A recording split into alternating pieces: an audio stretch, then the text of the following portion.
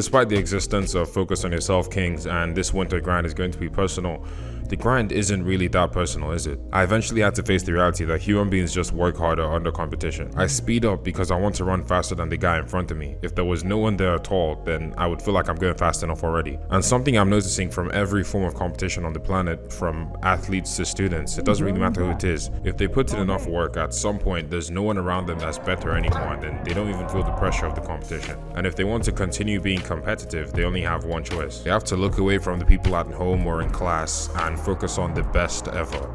That's peak competition.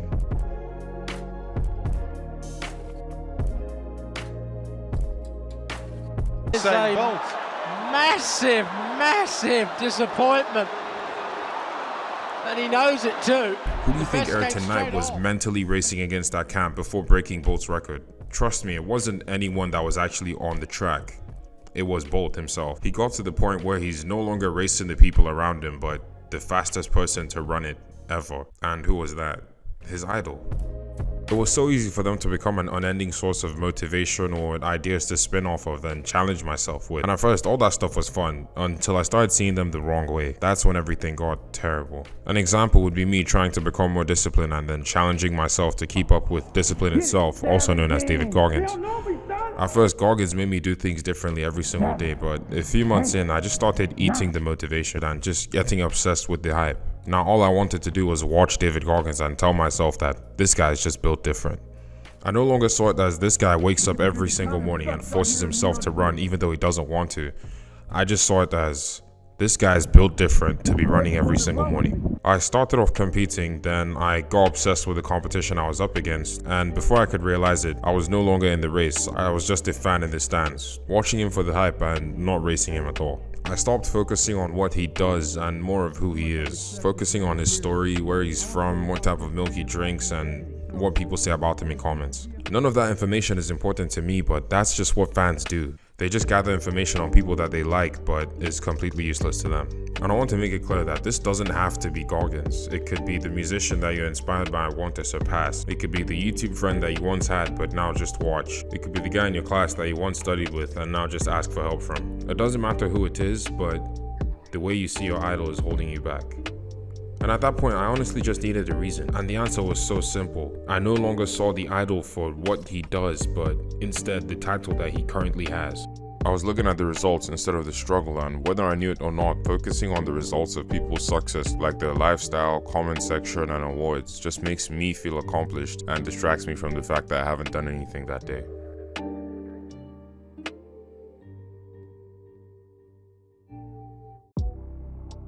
Title just makes you completely forget about everything they had to do. It's no longer a guy that practically records a video every single day, it's just rough. Or it's no longer the guy that forces himself out of bed to carry the boats and logs, it's just Goggins. It's no longer the guy that dropped 14 albums over 14 years with hundreds of singles and a bunch of EPs. It's just Drake. Combination. What makes them hold us back is that we blackpill ourselves into only looking at who they are now and not really the things that they did to become and maintain that image. You're not going to do this, but it's fine. If you could write down on a piece of paper 3 people that you want to be like, and don't be realistic, choose the very best, choose the physical embodiment of the traits that you want. The people that you're thinking of right now, believe it or not, they're only actions ahead of you, not destinies, citizenships, bone structures, muscle insertions, or race. There is absolutely zero predestination that made this guy turn into this guy. But the more we focus on the accolades, the more it just looks like they were always going to be his. You forget the 300-page story and only look at the cover of the book. And it's just what our brains do when we're lazy. We just think that this guy runs faster than us because he's black, or that her metabolism is higher than yours so she's going to lose weight quicker, or that he's younger so they're going to pick him, or she's shorter so he's going to pick her, or he's just Asian. That's all for that one.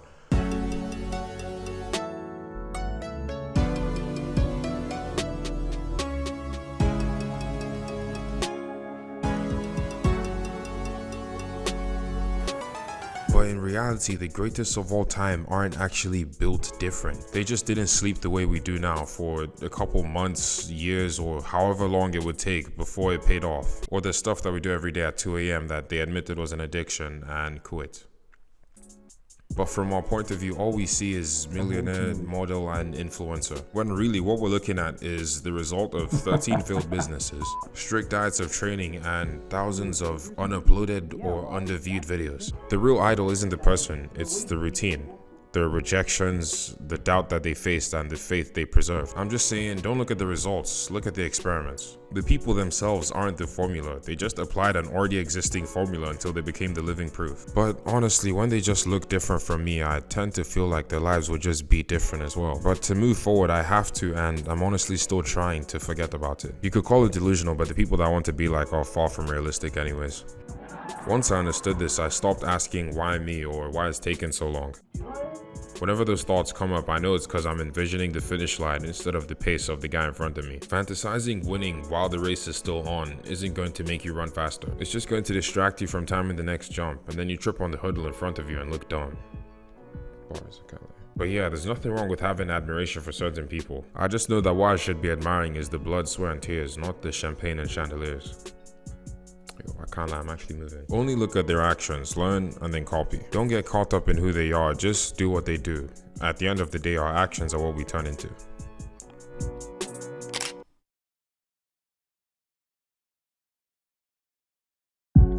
Yo, if you made it to the end, man, like, you don't understand how much I appreciate it. It's crazy because this video, I don't think I've ever edited like a single video. Okay, yeah, but like for YouTube, I don't think I've ever edited a single video for this long. Like, my God, bro, like, I don't understand. Most of the editing for this happened in the same day. Yeah, like, I filmed this and then I went home and I started editing it immediately. But then I couldn't finish it in one go, even though that was the plan. I had to sleep off and start again. But yeah, like, it's crazy. Thanks, and I plan on making videos like this from now on. But then again, I'll just do whatever I want eventually, like, you know. So yeah, I keep saying so, yeah, and I think I'm overthinking that I'm saying it, and it's making me not think about what I'm supposed to say after saying it, which just makes me saying so, yeah, get more attention.